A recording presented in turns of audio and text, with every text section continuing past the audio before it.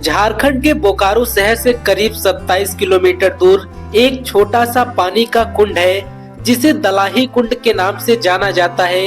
यह एक रहस्यमय और चमत्कारी कुंड है। दूर से देखने पर तो एक सामान्य पानी के कुंड के जैसा ही लगता है, लेकिन अगर आप इसके सामने खड़े होकर ताली बजाना शुरू करेंगे तो इस कुंड का पानी रहस्यमय तरीके से ऊपर उठने लगता है। ये कुंड रहस्यों से भरा पड़ा है। इस कुंड का पानी भीषण गर्मी में भी अधिक ठंडा रहता है और सर्दी आने पर ये धीरे धीरे गर्म होने लगता है।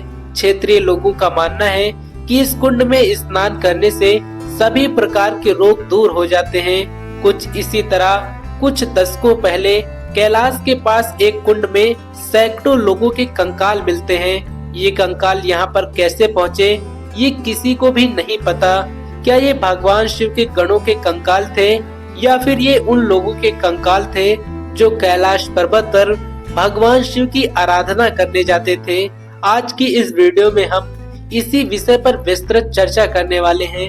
नमस्कार, मैं दिव्य रघुवंशी और आप देख रहे हैं हमारा कार्यक्रम हमारा गौरवशाली इतिहास। दोस्तों, ये कहानी शुरू होती है सन 1942 में उत्तराखंड के एक छोटे से कस्बे चमोली से, जब नंदा देवी नेशनल पार्क के एक forest ranger Hari Kishan Madhavan round पर निकले थे। अपने कार्य के तहत वो अपने आसपास के क्षेत्र का दौरा कर रहे थे। इसी के दौरान जब वो हिमालय के त्रिशूल मासिव के पास गए तो उन्हें वहां पर एक तरह का कुंड दिखाई दिया। हरि किशन जी जब इस कुंड के पास गए तो उन्होंने कुछ ऐसा देखा, इसके बारे में उन्होंने सपने में भी नहीं सोचा होगा। उन्होंने इस कुंड में और कुंड के आसपास 300 से 800 नरकंकाल बर्फ की चादर में ढके पाए। जो वहां पर कैसे आए और कब आए ये कोई नहीं जानता था। हरि किशन ने ये बात तुरंत अपने आला अधिकारियों को बताई। उस समय भारत अंग्रेजों के अधीन हुआ करता था। ब्रिटिशर्स ने पहले तो इस बात पर ज्यादा ध्यान नहीं दिया, लेकिन बाद में जब उस जगह पर पहुंचने के बाद सभी ने अपनी आंखों से हड्डियों को चारों तरफ बिखरा देखा तो वहां खौफ का सन्नाटा छा गया। अंग्रेजों को ये पता था कि उनकी आंखों के सामने एक बहुत बड़ा सवाल पड़ा है, लेकिन पहले तो ब्रिटिशर्स को लगा कि ये नरकंकाल द्वितीय विश्व युद्ध के दौरान लड़ रहे सिपाहियों के होंगे, लेकिन विशेषज्ञों ने जब उन कंकालों पर शोध किया तो ये पता चला कि ये नरकंकाल द्वितीय विश्व युद्ध से भी कई साल पहले के थे। स्वामी प्रणवानंद ने साल 1956 में इस रहस्य को सुलझाने का प्रयास किया। वो लंदन के रॉयल जियोग्राफिकल समिति के सदस्य थे। उन्होंने रूप कुंड का 3 बार भ्रमण किया।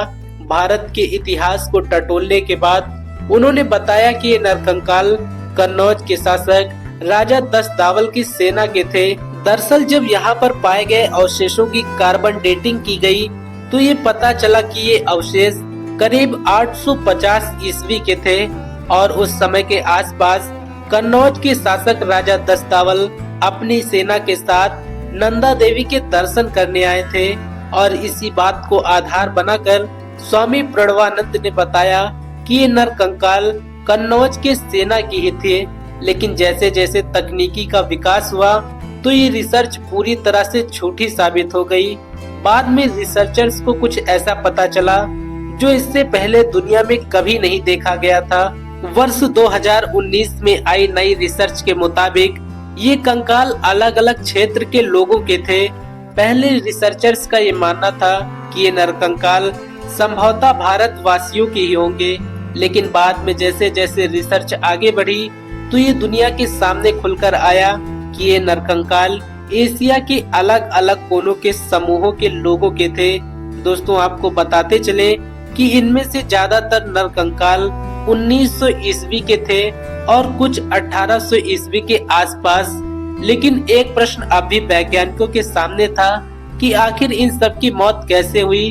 और ज्यादा अध्ययन करने के बाद रिसर्चर्स ने ये बताया कि जब ये लोग यहाँ से गुजर रहे होंगे तो उनके ऊपर से ओलों की बारिश होने लगी होगी या बर्फीले तूफान की वजह से उनकी मृत्यु हो गई होगी। तो दोस्तों, आपको ये जानकारी कैसी लगी कमेंट बॉक्स में हमें अपनी राय जरूर दें। कल फिर से मिलेंगे एक नई वीडियो के साथ। तब तक के लिए जय हिंद, जय भारत साथियों।